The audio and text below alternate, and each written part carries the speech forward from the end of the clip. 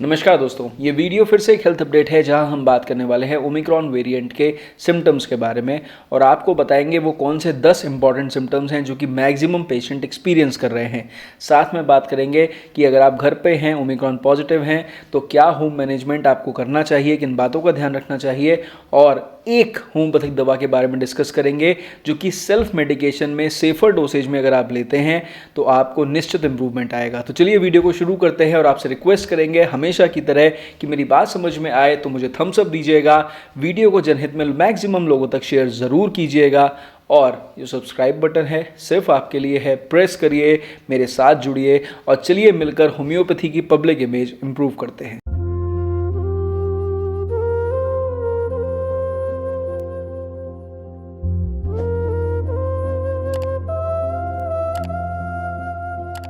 तो चलिए सबसे पहले डिस्कस कर लेते हैं ओमिक्रॉन वेरिएंट के सिम्टम्स के बारे में। वीडियो को बिल्कुल शॉर्ट रखेंगे, टू द पॉइंट रखेंगे। ओमिक्रॉन वेरिएंट कोविड का नया वेरिएंट है जो कि अभी इंडिया में बहुत तेज़ी से लोगों को इन्फेक्ट कर रहा है। ऑल ओवर द वर्ल्ड बहुत सारे पेशेंट्स को इन्फेक्ट कर रहा है बिकॉज इसके स्पाइक प्रोटीन्स 30% मोर हैं। अब ये कर क्या रहा है? ओमिक्रॉन वेरिएंट डेल्टा वायरस से थोड़ा सा ऑपोजिट काम कर रहा है। डेल्टा वायरस जो था वो आपके लोअर रेस्पिरेटरी ट्रैक्ट को इन्फेक्ट करता था आपके साइनसेस के थ्रू, और जो ये हमारा ओमिक्रॉन वेरिएंट है ये बेसिकली अपर रेस्पिरेटरी ट्रैक्ट को इन्फेक्ट कर रहा है, स्पेशली आपके थ्रोट को। तो अब यहाँ पर जो सिम्टम्स आएंगे वो बिल्कुल फ्लू लाइक सिम्टम्स होंगे, जो कि नॉर्मली जब फ्लू हो जाता है, मौसम बदलता है, जो वायरल इन्फेक्शन हो जाता है, बिल्कुल एग्जैक्ट वैसे ही सिम्टम्स होंगे। फ़र्क क्या है फ्लू में और ओमिक्रॉन में कि देखिए जब भी फ्लू होता था तो पेशेंट्स तो होते थे पर नंबर ऑफ पेशेंट जो होते थे वो कहीं कम होते थे कि भाई अगर आज मुझे हो गया तो मेरे घर में 2-3 लोगों को हुआ, बात खत्म हो गई। लेकिन ओमिक्रॉन में क्या होगा, अगर आप इन्फेक्ट हो रहे हैं तो घर के भी सब लोग इन्फेक्ट होंगे और आसपास के भी बहुत सारे लोग इन्फेक्ट होने लग जाएंगे बिकॉज क्योंकि बहुत तेज़ी से ट्रांसमिशन करता है। इसकी पिक्चर जो है वो लगभग फ्लू लाइक वायरस जैसी ही होती है। तो जो पहले हमारी फर्स्ट वेव में सोच थी जब कोविड आया था कि फ्लू लाइक वायरस है, वो तब फ्लू लाइक वायरस नहीं था, पर अब जो ये ओमिक्रॉन है ये काफ़ी हद तक फ्लू लाइक वायरस है। अब इसके सिम्टम्स क्या है, मैक्सिमम सिम्टम्स पर चर्चा करते हैं। अपर रेस्पिरेटरी ट्रैक्ट को इन्फेक्ट करेगा तो भैया क्या होगा, रनिंग नोज, तेज़ी से नाक बहेगी, बिल्कुल पानी की तरह डिस्चार्जेस आएंगे। कुछ ही पेशेंट ऐसे होंगे जिसमें स्टफी नोज होगी और वो भी 3 दिन के बाद होगी। पहले शुरू में फर्स्ट 3 डेज स्नीजिंग होगी, छींकें आएंगी बुरी तरह से, गले में इरिटेशन होगा यानी थ्रोट में इचिंग होगी, इरिटेशन होगा, और उसके साथ में आपको नाक में इरिटेशन हो सकता है, फ्रीक्वेंट वॉयलेंट स्नीजिंग आ सकती है, बुरी तरह से छींकें आएंगी जैसे एलर्जी के पेशेंट में आती हैं, और नाक बहनी शुरू हो जाएगी, बिल्कुल पानी की तरह नाक बहेगी। इसके साथ में पेशेंट को धीरे धीरे करके हेडेक शुरू हो जाएगा। हेड में जो पेन होगा बिल्कुल पहले हैवीनेस होगी यानी भारीपन होगा, उसके साथ में हेडेक शुरू हो जाएगा। इसके इमीडिएटली साथ साथ में पेशेंट को फीवर आना शुरू हो जाएगा। अब ये फीवर लगभग 101-102 डिग्री फ़ारेनहाइट के आसपास रहेगा, 3 दिन तक लगभग सस्टेन करता है और 3 दिन के बाद धीरे धीरे करके फॉल करना शुरू कर देता है और लगभग चौथे दिन की शुरुआत में फीवर खत्म होने लग जाता है।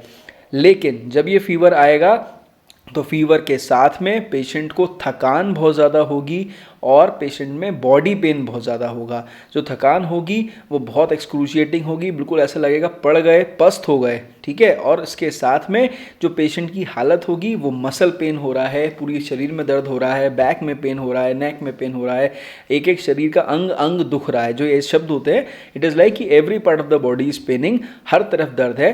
जॉइंट पेन कुछ ही पेशेंट हैं जो एक्सपीरियंस कर रहे हैं और जिनको हो रहा है उन्हें बहुत सीवियर हो रहा है, अदरवाइज मैक्सिमम पेशेंट्स को माइल्जिया हो रहा है।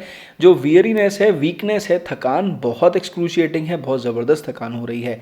अब जब गले में इन्फेक्ट कर रहा है तो गले में क्या कर रहा है, सबसे पहले तो आपके गले के अंदर खिचखिच जैसा महसूस होगा, इचिंग ऑफ थ्रोट होगी और थ्रोट पेन होगा, सोर थ्रोट जैसे सिम्टम्स होंगे, बोलने में दिक्कत आएगी, पानी पीने में दिक्कत आएगी, खाना खाने में दिक्कत आएगी। हल्का सा पेशेंट को जो इचिंग होगी उसके साथ में जो पेन होगा वो ऐसा होगा जैसे लगभग टॉन्सिलाइटिस जैसा हो रहा है, पर एग्जैक्ट टॉन्सिलाइटिस नहीं होता है वहाँ पे। बोलने में कुछ लोगों को दिक्कत हो सकती है, होर्सनेस ऑफ वॉइस यानी आवाज़ आपकी भारी हो सकती है, होर्सनेस हो सकती है। अब जब खांसी शुरू होगी तो ये जो खांसी होगी ये लगभग एक्यूट ब्रोंकाइटिस जैसी खांसी होती है, जैसे सडनली खांसी जुकाम के बाद खांसी शुरू हो जाती है ना, जो नॉर्मल जुकाम के बाद, वैसा एक्यूट ब्रोंकाइटिस जैसे लक्षण आएंगे। हल्की हल्की सी खांसी शुरू होगी। कुछ पेशेंट्स के अंदर हल्का फुल्का बलगम आ सकता है। मैक्सिमम पेशेंट में ड्राई कफ हो रहा है। जो खांसी आ रही है ये फीवर सबसाइड करने के बाद शुरू हो रही है मैक्सिमम पेशेंट में। कुछ एक आध पेशेंट्स ऐसे हैं जिनको फीवर के साथ में भी खांसी हो रही है। अब जब खांसी आ रही है तो बुरी तरह से आ रही है, स्पैज्मोटिक कफिंग है जब हो रही है, तो लगभग कुछ पेशेंट के सीने में दर्द हो जा रहा है खांसते खांसते, पर बाउट्स में आ रही है और बिल्कुल ड्राई कफ है। बहुत कुछ कम ही पेशेंट जिनको लूज कफ हो रहा है, और जब ये ड्राई कफ हो रहा है तो उसके साथ में गले में भी पेन हो रहा है और भी बहुत सारे सिम्टम्स आ रहे हैं। तो ये जो मैक्सिमम मैंने आपको लक्षण बताए हैं, इसके साथ में कुछ पेशेंट हैं जिनको ईयर एक यानी कान में दर्द हो रहा है। अदरवाइज लगभग 80% पेशेंट्स को केवल मैक्सिमम यूआरटीआई सिम्टम्स हैं। अब सवाल ये उठता है कि अगर आपको टेस्ट करना है तो भाई कौन सा टेस्ट करेंगे। बहुत सारे लोग घर में एंटीजन टेस्टिंग कर ले रहे हैं, पॉजिटिव आ जा रही हैं, दोनों लाइंस पॉजिटिव आ रही हैं, तो उन्हें लग रहा है मैं कोविड पॉजिटिव हो गया। भैया प्लीज़ ऐसा मत कीजिए, आरटीपीसीआर करा लीजिए। आरटीपीसीआर में पॉजिटिव आ गया तो आप मान के चलिए कि आप कोविड पॉजिटिव हैं। अब आरटीपीसीआर की वैल्यू इसलिए है बिकॉज अब जो जीनोम सिक्वेंसिंग हो रही है ओमिक्रॉन के लिए, वहाँ पर जो इंस्ट्रक्शंस हैं बाय गवर्नमेंट वो ये कि भाई अगर आपकी सीटी वैल्यू 25 से बिलो है तो आप जीनोम सिक्वेंसिंग के लिए ज़रूर जाइए, अदरवाइज आपको नीड नहीं है। ठीक है। और जो आपकी जीनोम सिक्वेंसिंग भी हो रही है वो बैचेस में हो रही है। 150, 200 या 250 जो केसेस हैं उनके एक साथ में उस पूरे बैच की जीनोम सिक्वेंसिंग हो रही है। तो इस तरह से रिपोर्ट्स आ रही हैं और यही तरीका है प्रॉपर टेस्टिंग का। अगर आरटीपीसीआर पॉजिटिव है तो आप ओमिक्रॉन पेशेंट हैं, अगर आरटीपीसीआर नेगेटिव है तो बिल्कुल मत मानिए कि आप ओमिक्रॉन पेशेंट नहीं हैं। हो सकता है आपकी आरटीपीसीआर 2 या 3 दिन के बाद पॉजिटिव आ जाए। ठीक है। अब सवाल उठता है होम मैनेजमेंट क्या करना चाहिए। देखिए जैसे हर बार हम लोग जुकाम खांसी में करते थे, गरारे आपको ज़रूर करने हैं। सबसे पहले गागल्स सलाइन वाटर से यानी नमक गर्म पानी से आपको गरारे ज़रूर करने हैं, सुबह शाम के हिसाब से करने हैं। बहुत ज़्यादा गरारे मत करिएगा, गले में ऑलरेडी ड्राइनेस हो रही है और ड्राइनेस बढ़ जाएगी, आपको दिक्कत होगी। तो 2 बार गरारे करने हैं। 2 बार आपको स्टीम लेनी है। स्टीम लेना इसलिए ज़रूरी है ताकि साइनसेस आपके इन्फेक्ट ना हो, इसका बहुत ज़्यादा ध्यान रखने की ज़रूरत है। दूसरी बात, किसी भी तरह से अभी ठंड जो नॉर्दर्न इंडिया है ठंड बहुत ज़्यादा है, बहुत ज़्यादा फ्रूट्स मत लीजिए। ज़्यादा फ्रूट्स लेने से आपको परेशानी हो सकती है। काढ़ा अगर आप लेना चाहते हैं तो आप केवल अदरक या तुलसी का कुछ काढ़ा ले सकते हैं। बहुत ज़्यादा काढ़े में बहुत 10 तरह की चीज़ें डालने की कोशिश मत करिए। पेशेंट को गैस्ट्राइटिस होने लग जा रही है, उसकी वजह से कई बार नोजिया वॉमिटिंग जैसे सिम्टम्स भी आ रहे हैं। खुद को आइसोलेट ज़रूर करिए, लेकिन कम से कम 5 से 7 दिन के लिए ही खुद को आइसोलेट करिए। 5 दिन में आपके अंदर रिकवरी आनी शुरू हो जाएगी। प्लीज़ कोशिश करिए कि एपेटाइट लॉस थोड़ी बहुत हो सकती है, कुछ ना कुछ ज़रूर खाते रहें, गरम ज़रूर खाएं।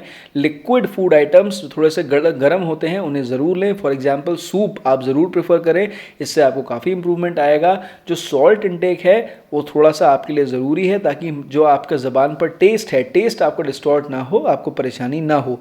बहुत ज़्यादा दवाइयाँ लेने की आपको ज़रूरत नहीं है, बिकॉज कम से कम दवाई लेने से ही आप इम्प्रूव हो सकते हैं। और मोस्ट इंपॉर्टेंटली पैरासीटामॉल अगर आप ले रहे हैं 650 mg में ले रहे हैं तो उसकी बहुत ओवर डोसेज मत लीजिए। जितना रिक्वायर्ड हो डॉक्टर से सलाह लेकर लीजिए, अदरवाइज मिनिमम कोशिश करिए कि सुबह शाम के हिसाब से लें। इफ़ रिक्वायर्ड हो तो जैसे डॉक्टर सलाह देते हैं उस हिसाब से लीजिए। और जो ऑलरेडी गवर्नमेंट गाइडलाइंस में एंटीवायरल मेडिसिन सजेस्टेड हैं, बिना डॉक्टरी परामर्श के बिल्कुल मत लीजिए। एंटीबायोटिक कोई भी दवा डॉक्टरी परामर्श के बिना मत लीजिए। अब सवाल उठता है कि एक होम्योपैथिक दवा कौन सी है जो कि इन सारे सिम्टम्स को कवर कर सके। देखिए गवर्नमेंट गाइडलाइंस के हिसाब से आर्सेनिक एल्बम प्रिवेंटिव मेडिसिन थी। आर्सेनिक एल्बम ट्रीटमेंट के दौरान भी इस्तेमाल हुई, लेकिन इसके अलावा गवर्नमेंट ने बहुत सारी दवाइयाँ भी गाइडलाइंस में इंक्लूड करी थी, जिसमें रस्टॉक्स, ब्राइनिया, जलसीमियम, यूपेटोरियम, पर्फ, एकोनाइट, ये सारी मेडिसिन उसके अंदर इन्वॉल्व थी।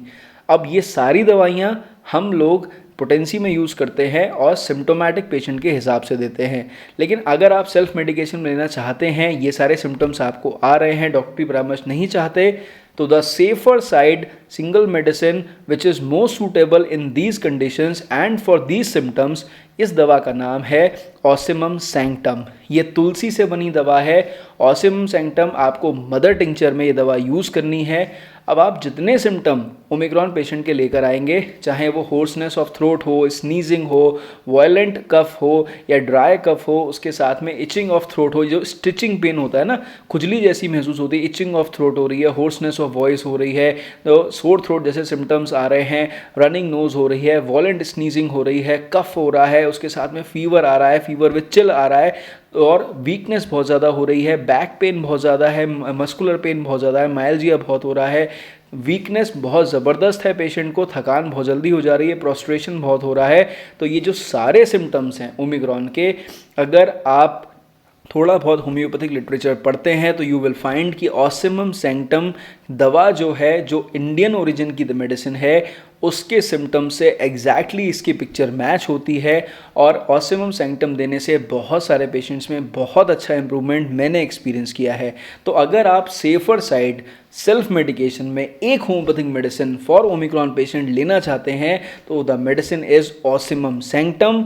अब इस दवा की डोसेज कैसी रहनी चाहिए? देखिए, ये दवा आपको केवल मदर टिंचर में यूज़ करनी है। 15 साल से ऊपर के एज ग्रुप के जितने भी लोग हैं उनकी डोसेज सेम रहेगी कि एटलीस्ट 15 ड्रॉप्स आधा ग्लास गर्म पानी के अंदर डाल के एज पर रिक्वायरमेंट दिन में 3 से 5 बार आप रेगुलरली लीजिए, 5 दिन तक लीजिए। आपको इसमें जो कंप्लेंट्स आ रही हैं उसमें इम्प्रूवमेंट ज़रूर आएगा। तो आई होप कि मैंने जो जानकारी इस वीडियो में आपको दी है और जो दवा मैंने आपको बताई है, अगर आप वो यूज़ करेंगे तो आपको निश्चित इम्प्रूवमेंट आएगा। और जिन बातों का मैंने कहा है ध्यान रखने के लिए, प्लीज़ उनका ध्यान रखिए, आपके लिए बहुत ज़्यादा ज़रूरी है। तो आई होप जो बातें मैंने इस वीडियो में बताई हैं आप इससे संतुष्ट होंगे, और अगर आप संतुष्ट हैं तो प्लीज़ थम्स अप देना मुझे बिल्कुल मत भूलिए। चैनल को सब्सक्राइब करना तो बिल्कुल भी मत भूलिए। चलिए, हम और आप जुड़ते हैं, सही बातें लोगों को बताते हैं, होम्योपैथी की इमेज लोगों के बीच में इम्प्रूव करते हैं। मेरी तरफ से नमस्कार, थैंक यू।